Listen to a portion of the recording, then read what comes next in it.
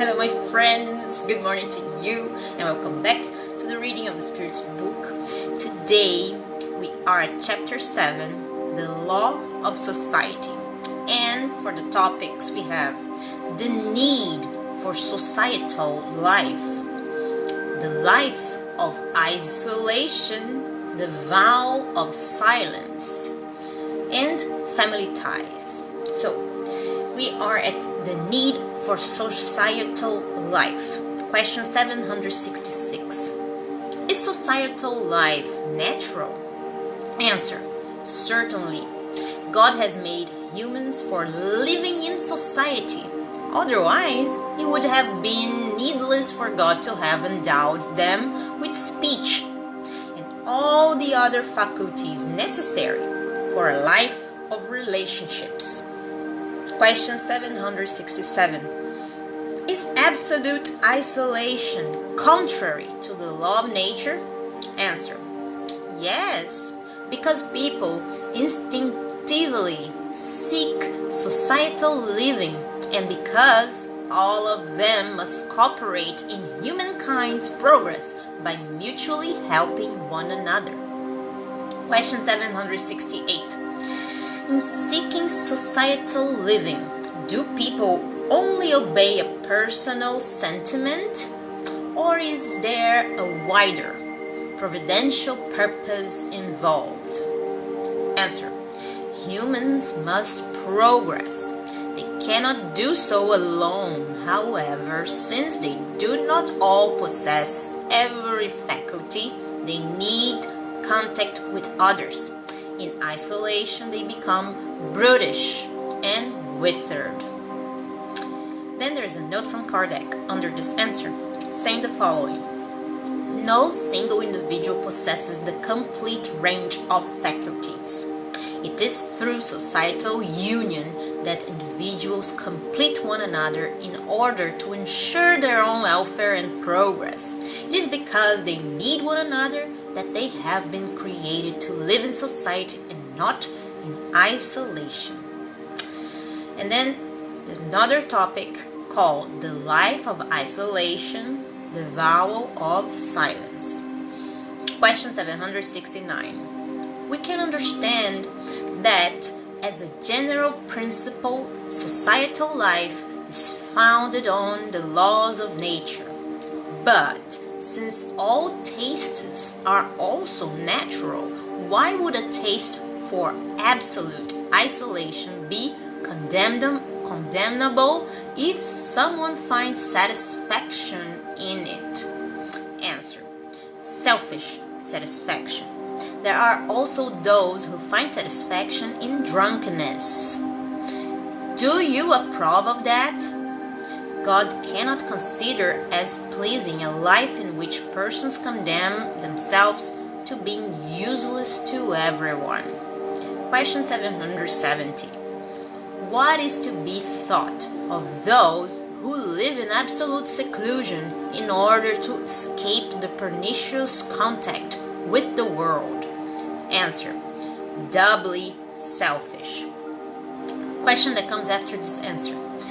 But if such seclusion has expiation as its purpose through the imposition of harsh privations, isn't it meritorious? Answer: doing mostly good rather than evil is the best expiation. Through such seclusion they avoid one evil only to fall into another, since they neglect the law of love and charity. Question 771. What should we think of those who renounce the world in order to devote themselves to the relief of the unfortunate? Answer: they evolve by putting others' needs before their own. They have the double merit of placing themselves above material pleasures and of doing good by fulfilling the law of labor. Question that comes after this answer. And those who withdraw to seek the tranquility required for certain kinds of labor. Answer: that is not the absolute withdrawal for the selfish individual. They do not isolate themselves from society because they labor for it. Question 772. What is to be thought of the vow of silence that has been prescribed by certain sects since remotest antiquity? Answer. You might as well ask whether speech is natural and why God has given it. God condemns the abuse rather than the use of divinely granted faculties.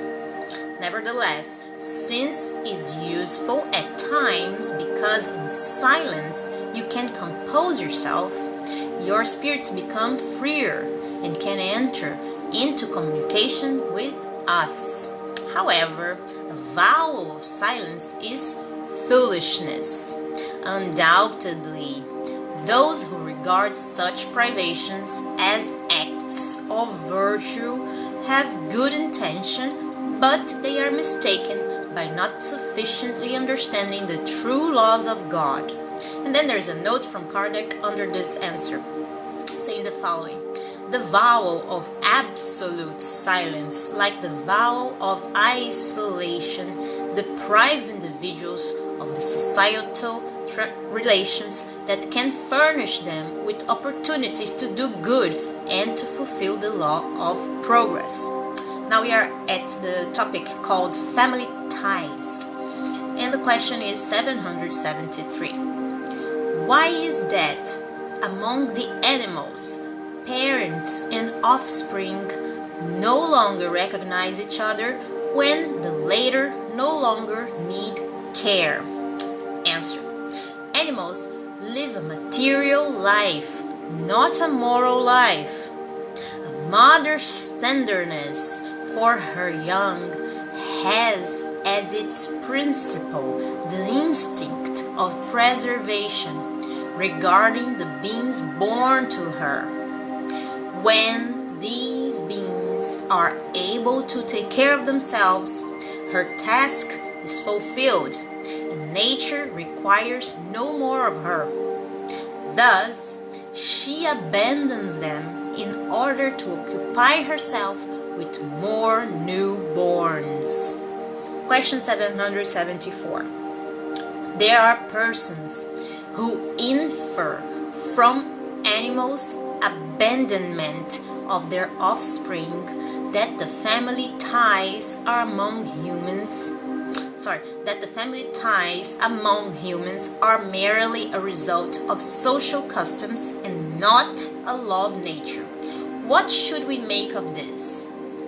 Answer. Human beings have a different destiny than that of the animals. So why do you always want to identify with them?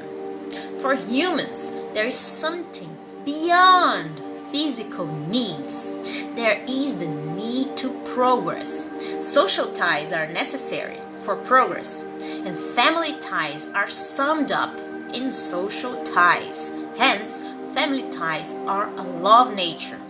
God has thus willed that humans learn to love one another as brothers and sisters. Question 775. What should be the result for society if family ties were relaxed? Answer. A magnification of selfishness. Well, guys, I hope you guys have liked this reading as much as I do. God bless you all. A big kiss